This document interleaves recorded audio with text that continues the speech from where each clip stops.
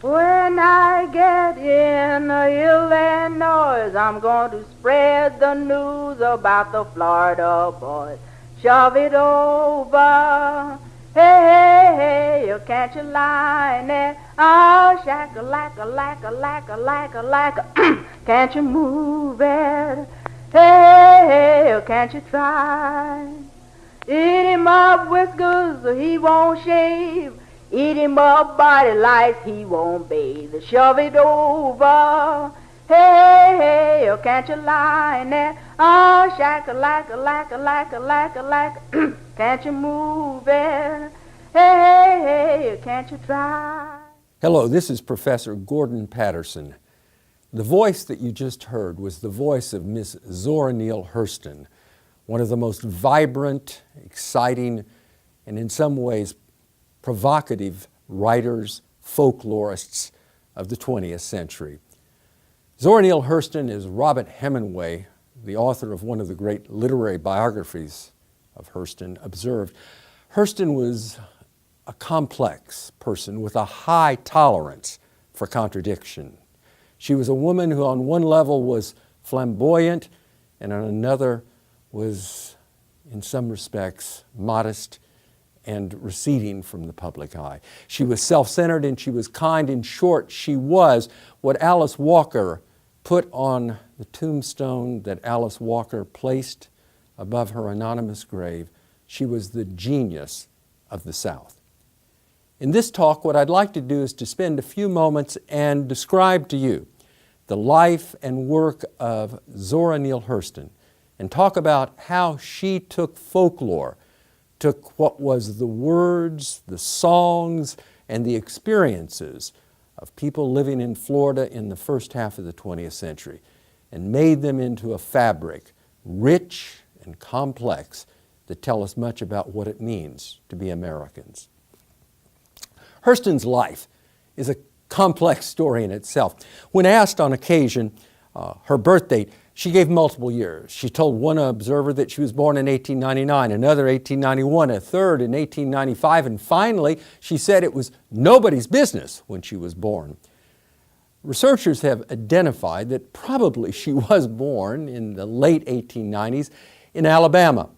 But what was significant about Hurston was her mother and father, her father John Hurston, who was a minister, moved to a small community located on the road between Orlando and Maitland that was called Eatonville. Eatonville was one of the first towns in America that was formed by free men and free women, an all-black community, a community that was built around the churches, the schools, and the folkways of the people that lived there. In 1942, Hurston wrote a memoir called Dust Tracks on a Road. And in that book, Hurston described Eatonville in this marvelous way. I paraphrase. 5 lakes, 2 croquet courts, 300 brown skins, 300 good swimmers, 2 schools, and no jail. And so that little girl in 1902, one of 8 children living with her dad, John Hurston, and her mother, began her looking at the world. In one of her accounts of her childhood, she talks about sitting on the limb of a chinaberry tree, looking at the people that walked along that road. And one day her father, John Hurston, ran out and grabbed her and said, "Zora, you go yelling at those white people, asking them where they're going or what they're doing, and you're going to get yourself hung or lynched." And at that point, Zora's mother ran out. And here I would like to quote from her Dust Tracks on the Road. "Mama exhorted her children at every opportunity to jump at the sun. We might not land on the sun, but at least we get off the ground. Papa was not so hopeful, but Mama said, 'Don't you go talking to my daughter that way,' giving her the notion she can't do things. She didn't want to squinch my spirit." That's a marvelous word, squinch. The idea that this little girl sitting on the branch of a chinaberry tree is asking the world, "What you doing? Why are you doing that? Where are you going?" already shows a kind of precocity that will be a thread that will run through her life. The childhood of Zora Neale Hurston, a complex and in some respects sad childhood. Her mother, her protectress, dies. Her father remarries, a woman who is only a couple of years older than Zora. Zora tells her new mother that she's not as pretty as her real mother. And what happens to Zora is she's sent off to an older sister in Jacksonville. She spends perhaps a decade there. And then, sometime in her teens, she gets a job working as the maid. Actually, I think it was more than that, in a traveling group of actors, thespians, that made their way around the southern states doing plays. And she ends up in Baltimore, Maryland. And in Baltimore, Hurston does a number of things. She's a waitress, she's a manicurist, and she finds her way into what's called Morgan Academy. Morgan Academy will become Morgan State University. But at Morgan Academy, this young woman from the South completes her high school education. And there's a marvelous passage again in her autobiography in which she talks about that education, in which she describes going to night classes. And in the night classes, she has this experience which some of us, hopefully you students listening to this, have had, of being blessed with a teacher who catches her attention. She writes, "There I met the man who was to give me the key to certain things. In English, I was under Dwight Old Holmes. There is no more dynamic teacher anywhere under any skin.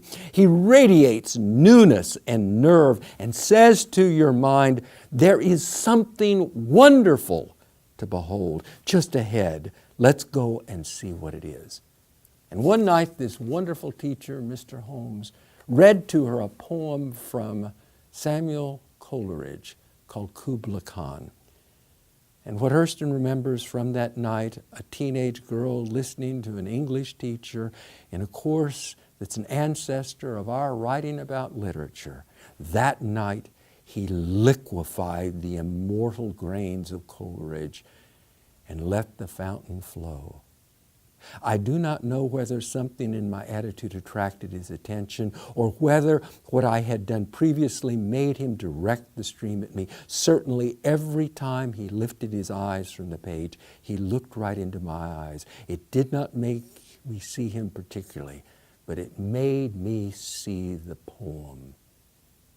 I knew from that moment I was not of the workaday world.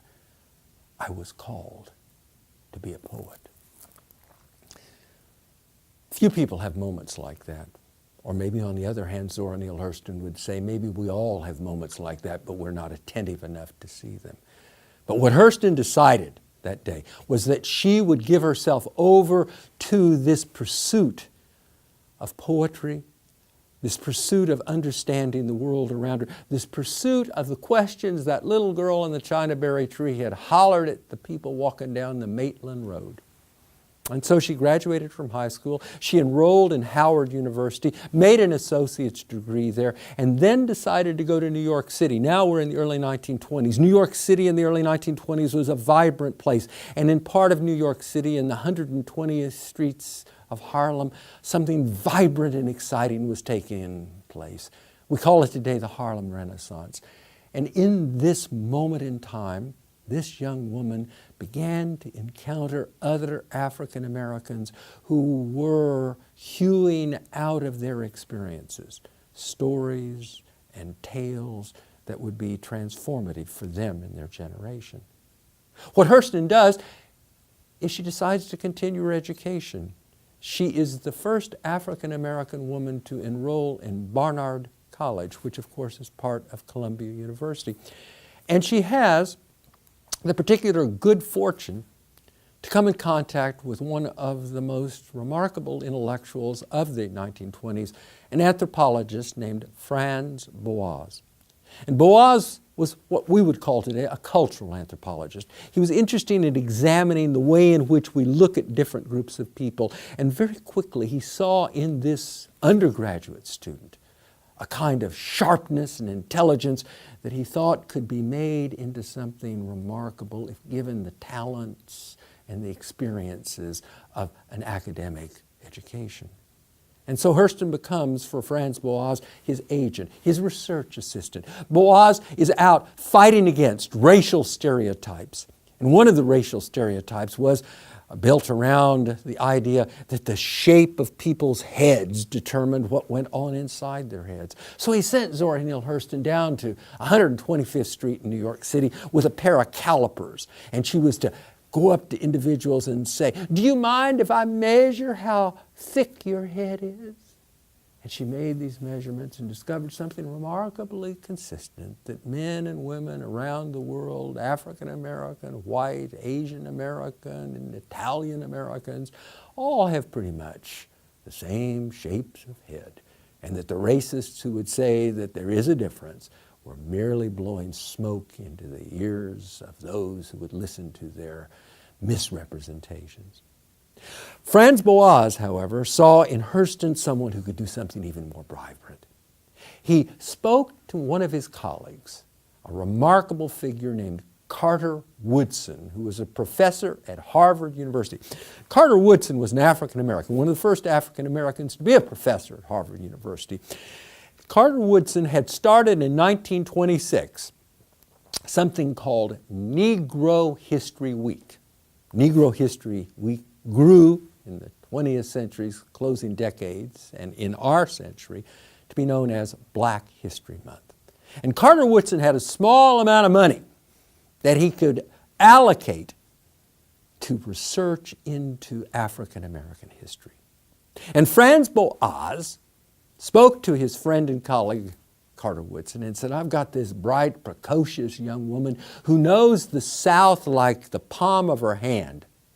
And I would like to send her down to Florida and have her collect folklore, which could give us an insight into this remarkable, unexplored world." Carter Woodson agreed. He gave $1,400 to Zora Neale Hurston.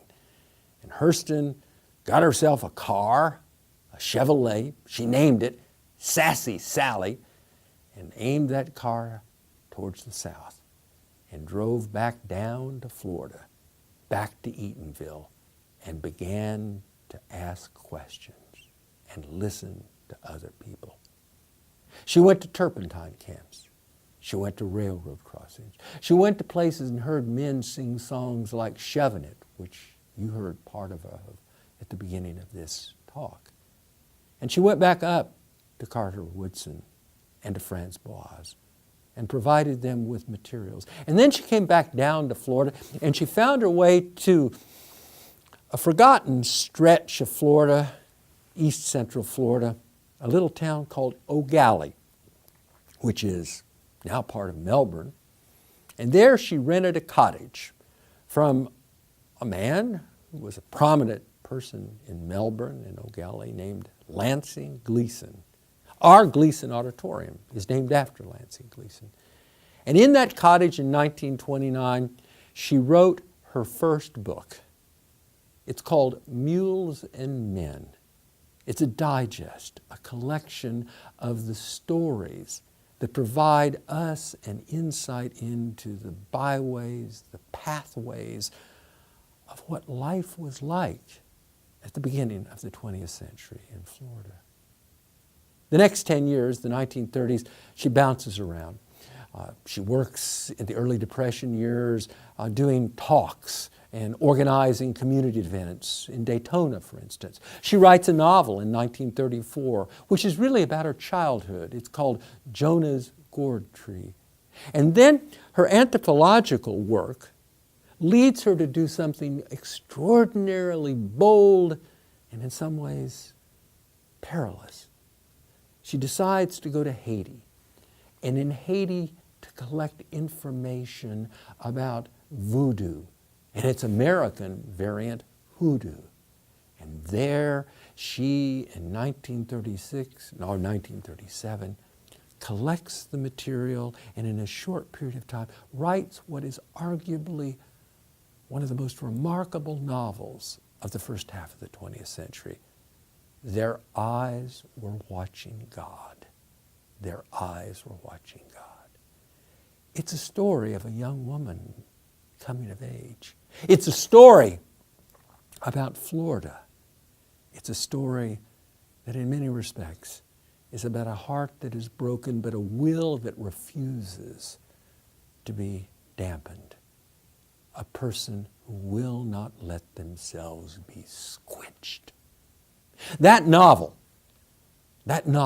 provoked a storm of controversy. On the one hand, writers like Richard Wright and Ralph Ellison looked at it and criticized it because Hurston used dialect, and their criticism in the reviews that appeared pointed to her as perhaps furthering stereotypes of the way in which African Americans spoke and lived. Her advocates said what Zora Neale Hurston had done, no one else had done before. She had taken the authentic voice, the spirit of a people, and given it a story which made it real for a nation. Hurston continues on a path that few would travel, a path in which, on the one hand, she found herself alone, and in another sense, found herself the organizer of a new way of looking at the African American experience. In 1942, when she wrote her autobiography, Dust Tracks on a Road, she's living in St. Augustine. There, she takes on the United States Army Signal Corps for its establishing a school for African Americans who would work in the Army Signal Corps. She argues that it's being incompetently led by the African Americans who are organizing that school. She writes to Walter White, who's the head of the NAACP, and through him, messages reach Thurgood Marshall, who will eventually become a Supreme Court justice, to come and look at what she calls the role of Negro begging joints in sticking their hand out asking for an offering, when instead African Americans should stand proud and not beg for what is their right and what is their just due in the American democracy. 1950 finds Zora Neale Hurston's fortunes at perhaps their low point. She's working in 1950 as a maid, but her work is still being published in magazines like the Saturday Evening Post. And so in 1951, after a series of disappointments, she comes back to Melbourne, to Ogallie. My friend Carla Kaplan collected all of Zora Neale Hurston's letters, and I was very pleased to be able to supply some of those letters that my research had found.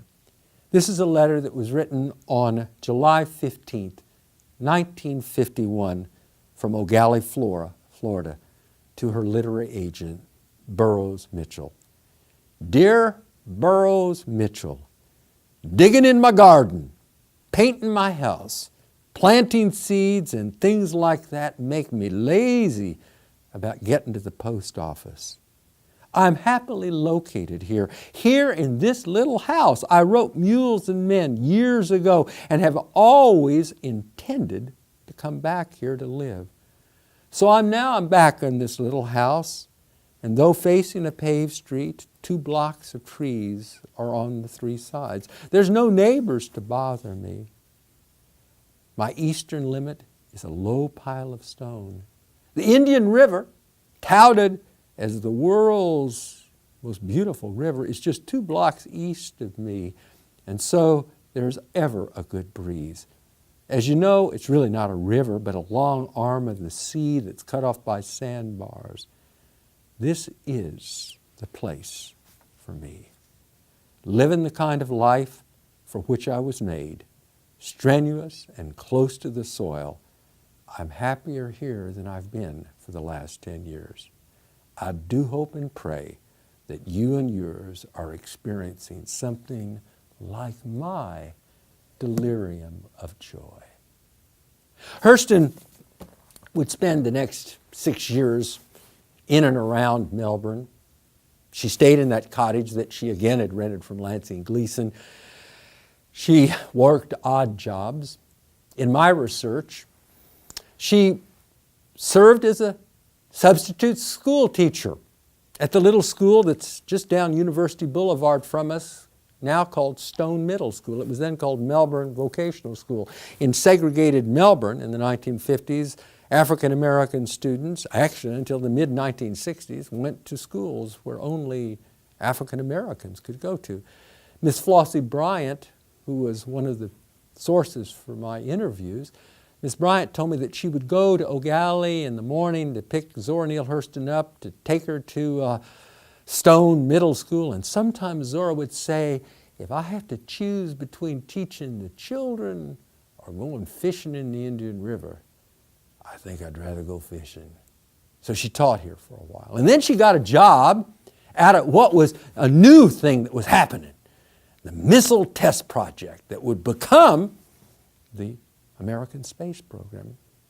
At what was then called the Banana River Naval Air Station, which now is Patrick Air Force Base, they formed a technical library.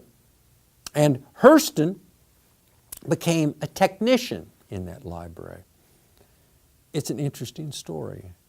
I did research upon it, and I discovered that Hurston was, as always, a woman with a high tolerance for contradictions.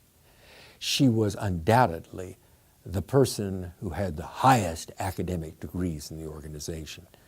But in 1956, she was fired from her $1 an hour job because, as the termination notice said, she was too highly qualified for her position.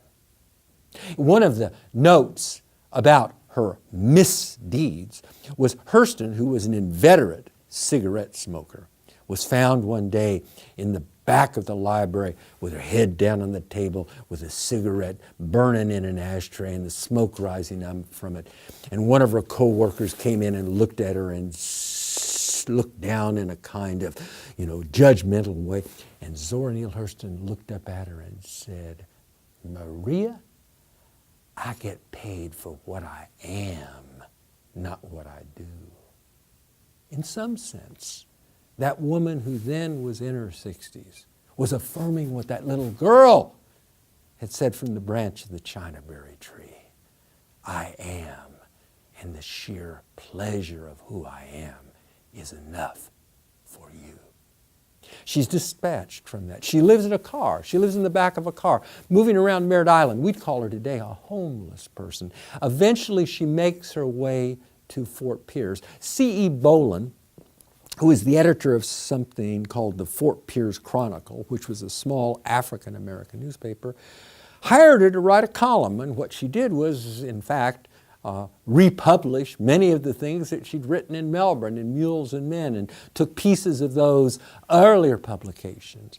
She got a job for a short time teaching at the segregated school, the Lincoln Academy, a very prestigious African-American school. And there, I wrote an article about this and interviewed her colleagues. There she taught 10th grade English. And unfortunately, she came head-to-head with the school administration that was in the midst of the campaign of that high school's basketball team moving towards the state championship. And Hurston had the courage to tell the coaches and the principal, when they wanted to cancel her class, that these children need to learn a little bit more about English and composition than about bouncing a ball up and down on the floor. She's let go again because she was too audacious and too willing to suffer fools who she thought were getting in the children's way. In 1959, she has a stroke. She's hypertensive. She ends up in the colored folks, old folks' home. And there she passes away in 1961. A deputy sheriff comes to that place, and there's a barrel out in front of it, and her papers were being burnt. To the credit of that deputy sheriff, he saved them, dampened down the fire, and those papers are now located in the University of Florida's Florida Special Collection in Gainesville, Florida. It is a very moving thing, and I've had this experience, to go to the Smathers Library, go to the Young Collection, and have those letters brought out and see a page of her handwriting and the burnt, seared edge of what were words that were lost. Sometimes voices and messages and stories disappear forever. And what we know about Zora Neale Hurston is, in some sense, only a fragment of what was a very complex life. Now, the work of Zora Neale Hurston, I think, is particularly noteworthy because of the way in which she looks at the people around her and finds in their lives and in the stories that they knit together a fabric which gives us an understanding of an era and an age that is different than ours. In the 21st century, we live in a somewhat homogenized culture. The streaming videos of Netflix, of Amazon, tell us stories about fanciful things in standard English. Hurston gives us a window that we can look into a past where different people in different places invented their own mythologies and stories. Let me read a couple of these stories to you. This one is particularly interesting. It's written perhaps about an experience that she had when she went down to Fifth Avenue here in Melbourne and looked out at the ocean. It's a story that's Homeric in the way in which a folk tale helps us understand the world that we live in. I'll read it and I'll attempt the dialect. The wind is a woman. And the water is a woman too. They used to talk together a whole heap. Mrs. Wind used to go down to the ocean and talk and patch and crochet. That's just like all lady people. They love to talk about their children and brag on them. And Mrs. Water used to say, "Look at my children. I got the biggest and the littlest in the world, all kinds of children, every color in the world, in every shape." And the wind lady bragged louder than the water woman. "Oh, my sister, I got more children than anybody in the world. They flies, they walks, they swims, they sings, they talks, they cries. They got the colors from the sun. Lord, my children sure is a pleasure. Tain't nobody got no babies like mine." And Mrs. Water got tired of hearing about Mrs. Wind's children, so she hated them. And one day a whole passel of her children come to Mrs. Wind and say, Mama, we're thirsty. Can we go get a cool drink of water?" And she says, "Yeah, children, you run right down to Mrs. Water and hurry right soon back."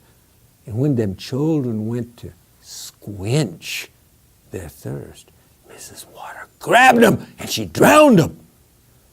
When her children didn't come home, the Wind Woman got worried. So she went down to the water and she asked for her babies. "Good evening, Miss Water. You seen my children today?" And Mrs. Wind knew when Mrs. Water said no. Mrs. Wind knew that the children had come down to Mrs. Water's house. So she passed over the water calling her children, calling them babies. And every time she'd call, the white feathers would come up to the top of the water. And that's how come we got whitecaps on the waves. It's the feathers coming up when the Wind Woman calls her lost babies. When you see a storm on the water, it's the wind and the water woman fighting over them children. Homer tells stories in the Iliad and the Odyssey about warriors like Achilles, or a deceiving man who tricks a cyclops called Polymorphus, Rufus, who's named Odysseus. But I would hazard that this piece of folklore, this gem that came out of this part of Florida, contains a kind of poetry in it that is equal to Homer. In fact, I find in my work a story that she tells particularly interesting. This is a story about why our meteorological character in the autumn is so perilous. It was close to Christmas time, so God was going to Palatka, and the devil was walking the same road, and he seen God, and he jumped behind a stump to keep God from seeing him. He'd done that for two reasons. In the first place, he wanted to catch God and get a Christmas present from God. And again, you don't want to give God nothing, because that's the way the devil is. So God was walking along, and his mind was thinking about his angels, and he wasn't minding them stumps. And when he got right up there beside the devil, he jumped out from behind the stump and yelled, Christmas gift to God. And God seen what the devil had done, but he kept right on walking. He just looked back over his shoulder and said, take the East Coast. And that's why the people on the East Coast got so many storms and mosquitoes, because the East Coast, it's the devil's property. We who live in a zip code that might be, according to that story, 666, perhaps find a remarkably funny description of our origin and our home. But what Hurston has done is to take a piece of folklore and present it to us and give us a window and opportunity into understanding a time and a place that's different than ours. And Hurston does this in so many ways. It's not just that she tells the stories. If you read her work, you find that again and again what she does is to analyze the way in which language reveals the character and the nature of human beings. She points out in the stories that I just read to you how oftentimes you have double nouns, lady people, high, low, down, under, using double. To take a noun and make it into a verb. She'll talk about how some people funeralize, or to make a simile like lawyers going to heaven one by one. Hurston's genius is not only that she captures for us these stories, but she's able to bring to it the eye of a woman who understands and can analyze and can parse these things out. Hurston was not divorced, however, from her own time. And in Hurston's life, one of the paradoxes that caused the African American establishment in the 1940s and 1950s to be highly critical of Hurston was Hurston's response to the 1954 Brown versus Board of Education Supreme Court decision that said that the 1896 Plessy versus Ferguson separate but equal principle that had become the basis of the Jim Crow segregation. Hurston, rather than joining those who made accolades of praise to the Supreme Court, Hurston criticized it. In fact, wrote a series of articles and I think we can see in her criticism something about her character. She said, sitting by a white child is not going to make me a better person. I came from a black community. I came from a town with 5 lakes, 2 croquet courts, 300 brownskins, 300 good swimmers, 2 schools, and no jail. And I did just fine. Hurston was in some respects in the vanguard of what would become, in the voice of someone like Malcolm X, an African American nationalist. That African American culture itself stands on its own hind legs, and she became the advocate for it. In 1928, Hurston wrote a remarkable piece that I think is one which is worth looking at again. It's called How It Feels to Be Colored Me.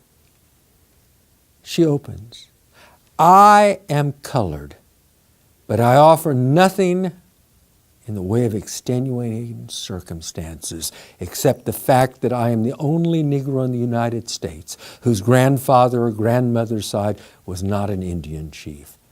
I have no separate feeling about being an American citizen colored. I am merely a fragment of the great soul that surges within the boundaries. My country, right or wrong. Sometimes, yes, sometimes I feel discriminated against. But it does not make me angry. It merely astonishes me. How can they deny themselves the pleasure of my company?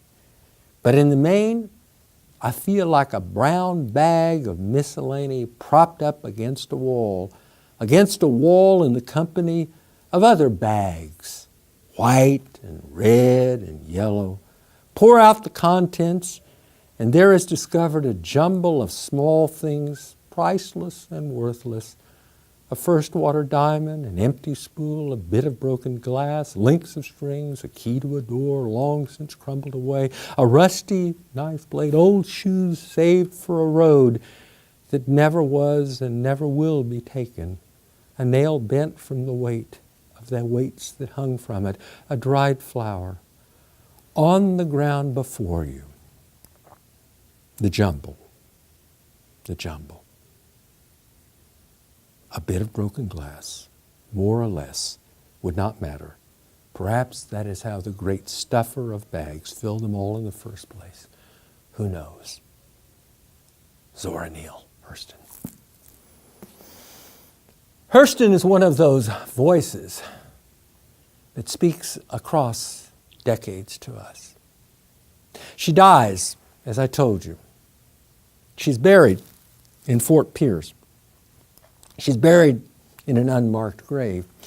It's interesting. I tracked down the minister who spoke at her funeral. Hemingway captures part of it in the closing of his work on that. C.E. Boland, the man who'd hired her before, organized part of the funeral. The students who'd been in that 10th grade English class collected money to buy a dress that Zora Neale Hurston could be buried in. The minister observed. Zora Neale went about and didn't care too much about how she looked or what she said. Maybe people didn't think too much of that. But Zora Neale, every time she went about, had something to offer. She didn't come to you empty. They said she couldn't become a writer recognized by the world. But she did. The Miami paper said she died poor. But she died rich. She did something.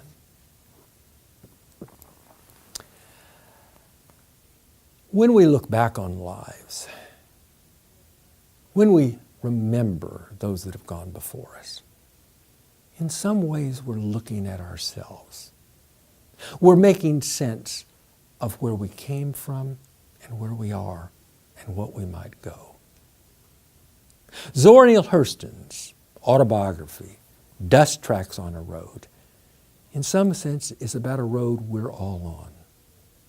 A road in which, on the one hand, there are people who would say, don't you go asking questions. Don't you go bothering people. You may just get hung. But hopefully, like Zora Neale Hurston, we have a mother or we have school teachers who say to us, don't you go making my baby squinch. Jump at the sun. Jump at the sun. Jump at the sun. Maybe you'll land in the treetops. I'm Gordon Patterson. Thank you so much for spending a few minutes with me. When I get in Illinois, I'm going to spread the news about the Florida boys. Shove it over. Hey, hey, hey, you can't you line it? Oh, shack-a-lack-a-lack-a-lack-a-lack-a-lack-a. Can't you move it? Hey, Hey, can't you try? Eat him up whiskers so he won't shave. Eat him up body lights he won't bathe. Shove it over. Hey, hey, oh, can't you lie in there? Oh, shack-a-lack-a-lack-a-lack-a-lack-a-lack. Can't you move it? Hey, hey, hey, can't you try?